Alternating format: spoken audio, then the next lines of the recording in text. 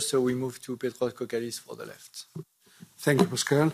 And I would also like to thank you, Hans, for your work for the past 10 years in providing and maturing this agency into a true European-wide independent knowledge provider, which is really, really critical.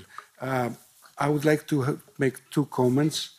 The one and the simpler one would be about the network of the European different agencies, and more specifically, if you would envision a network of European scientific advisory boards on climate change, because we start to have national member states, national climate laws, and they envision different scientific boards. They might envision different sectoral, a lot of confusion may arise there as we move towards enhancing and following up, hopefully, the Green Deal and defeating any kind of pushback. And I really would like to support Bas's idea of the cost of inaction being very critical at this point. And perhaps there is some sort of connection with the work that you're doing with the well-being economy and the indicators.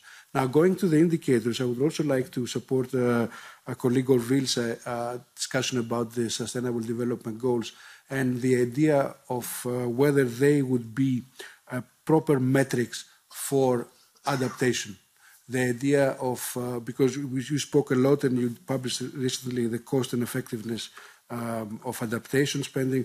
In my view, which is perhaps a bit maximalistic, all public spending needs to be adaptation spending, but to make that have sense, we need to have some sort of metrics, some sort of an end game. What do we need to do exactly? And closing on that, I would like to hear your thoughts on a possible handling of loss and damage in the European Union. Because yes, we're going to adapt, yes, we're going to mitigate, but unfortunately at this point, there's going to be a loss and damage situation. We have a case in my country, North Avia. So how we're going to deal with this? So we're going to have metrics on it, and what are we going to do with it? Thank you very much for your work again. Thank you.